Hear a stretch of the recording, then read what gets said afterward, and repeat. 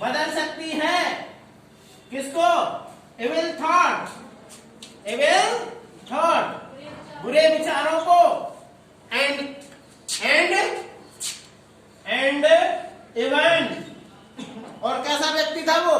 Thief, and even thief person. इससे ये पता चला एक चोर व्यक्ति को भी परिवर्तित कर सकती है।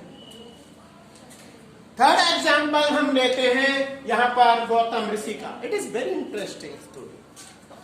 Gautam Rishi did the tapasya for a long period. He was very happy. After finishing his tapasya, he was taking the holy dip into the Ganga river.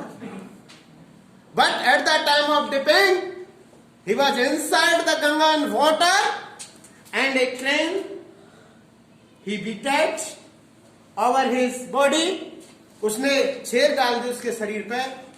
तो then what happened? इस ऋषि ने, गौतम ऋषि ने उसको ताका। He stares toward the word, ताका, and the word was died on the spot. और मौके पर ही वो पक्षी मर जाता है। He was very happy. I am the great Rishi. But do you know? After some time, इस घटना के बाद वो एक घर में जाता है, भिक्षायाम देहि, for begging. लेकिन the house lady which are very busy in servicing his husband and feeding her children, अपने बच्चों को भोजन करा रही है, सेवा पति की कर रही है। और भीतर से आई, इसने सोचा कि क्रेन जिस तरह से मर गया है, crane was died with my side with तपस्या, तो ये लेडी भी पनिश हो जाएगी। तो लेडी अंदर से आते कहती है, महाराज excuse me, I am late, excuse me, I am late. तो क्या होता है? मैं वो क्रेन नहीं हूं जो आपकी दृष्टि से मर जाऊंगी। वो आश्चर्यचकित हो जाता है, ये तो बहुत बड़ी चीज है, बहुत बड़ी हस्ती है। तो उसको होता है कि आपको इस चीज का कैसा पता चला? बोला मुझे सब पता है कि आप वहां नहा रहे थे और इस तरह से हुआ। बोला मैं तो और भी आगे मार्गदर्शन करना चाहता हूं। बोला तुमको और आगे ज्ञान प्राप्त करना है, तुम्हें अभी कोई ज्ञान प्राप्त नहीं हुआ, तो यू कैन गो टू एक बहुत बड़े तपस्वी के पास जाओ। फिर आगे जाती है, वो तपस्या क्या है? ये भी एक बहुत बड़ी तपस्या थी कि अपने बच्चों को और पति की सेवा कर रही है। वो तपस्या क्या है? जब वो जाता है गौतम ऋषि, तो एक सिंपल आदमी होता है, वो कहता है मुझे पता है, I know the crane was died with your site, with your staring, and you are sent by a lady. आप एक महिला ने भेजो मेरे पास। वो बोलता है यार ये तो बहुत बड़ा विद्वान है। बोला ठीक है, it's okay, you kindly wait for me. और ही begging to servicing and his old mother and father. वो अपनी सेवा करने लग जाता है। किसकी? फादर की और मदर। फादर मदर की सेवा करते करते उसको टाइम हो जाता है, लेकिन ये समझ जाता है, फिर उसको समझाता है यहाँ पर कि सेवा सबसे बड़ी चीज है। ऐसा कोई संत नहीं है वो। This it was not looking like the great sant, he was not doing the tapasyas in hidden caves.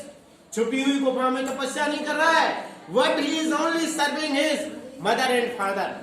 यहां पर यह बताया गया है कि पवित्र हृदय के साथ अगर हम अपने बच्चों की सेवा करें, पत्नी की सेवा करें, बहुत तपस्वी से भी बड़ा है, और उससे भी बड़ा जो माँ बापू की सेवा करे वो बड़ा बतलाया गया है। तो इस कहानी से क्या निकल के आता है कि प्योरिटी कहाँ है? Purity are link with the duties. कर्तव्य के साथ प्योरिटी मानी जाती है, समझे ना? तो क्या करती है प्योरिटी? जिसमें प्योरिटी होगी वो अपने बच्चों की सही परवरिश करेगा, अपनी हस्बैंड वाइफ की देखभाल करेगा, वाइफ हस्बैंड की करेगा, या बच्चा अपने माँ बापों की देखभाल करेगा। ये तपस्या से बड़ा बतलाया गया है। जिसका हृदय पवित्र होगा वो ही कर पाएगा। ये कहानी में निकल के आ रहा है। तो क्या है प्योरिटी? क्या है? ब्रिंग्स क्या लेके आती है? रेस्पॉन्सिबिलिटीज, जिम्मेवारी। एक नहीं दोनों चीजों में, माँ बाप की भी जिम्मेदारी और बच्चों की जिम्मेदारी। तो क्या है? Purity brings responsibility. ये जिम्मेवारी लेके आती है, purity means responsibility, bearing capacity, इसको महसूस करने की क्षमता,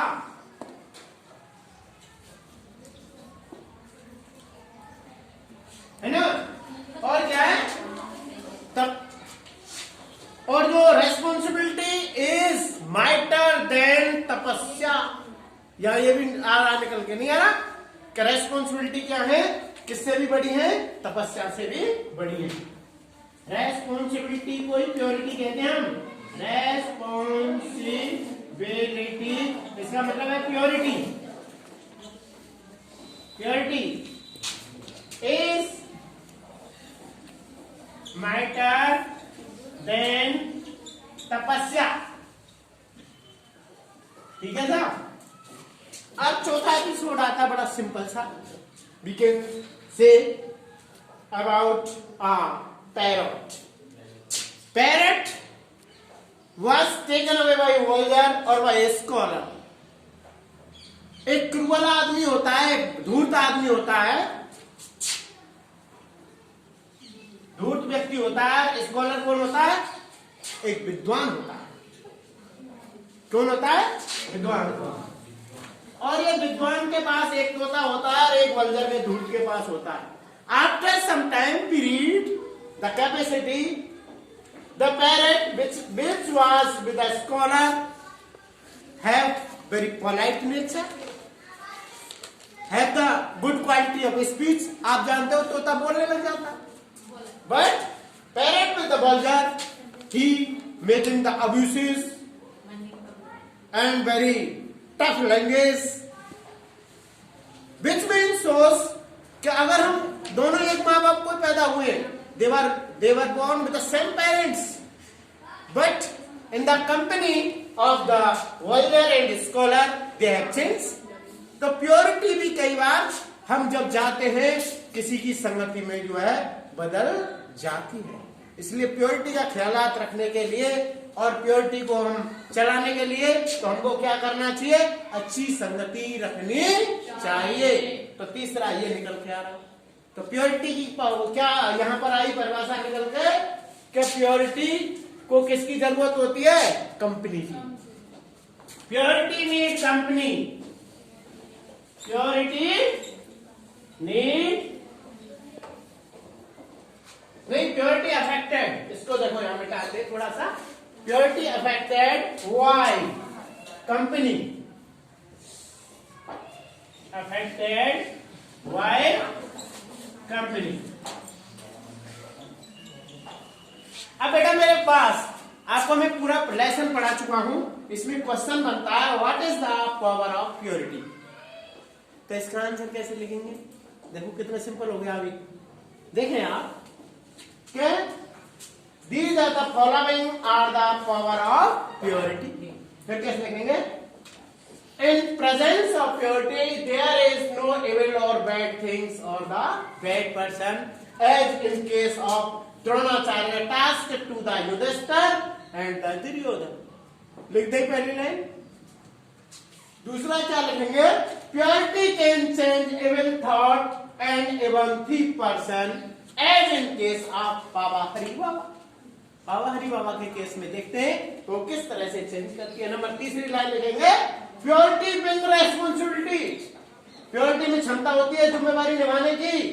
Bing capacity, bearing, bearing capacity.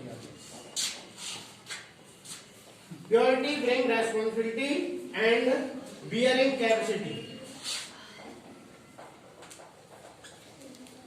And bearing capacity. Purity इसका मतलब है रेस्पॉन्सिबिलिटी कह लो, प्योरिटी कह दो, इज मैटर देन तपस्या, ये तपस्या से भी बड़ी होती है। As in case of Gautam Rishi and house lady and parent serving person. चौथी बात में हम ये कह सकते हैं कि purity affected by company, as in case of parent, one was with the vulgar, another was with the scholar. ऐसे करके पूरा क्वेश्चन उतार देंगे, परीक्षा में जाएंगे। जो कुछ लिखा है वो सब आंसर है पूरे पार्ट का। It is very good. This is the end of this lesson. Thank you.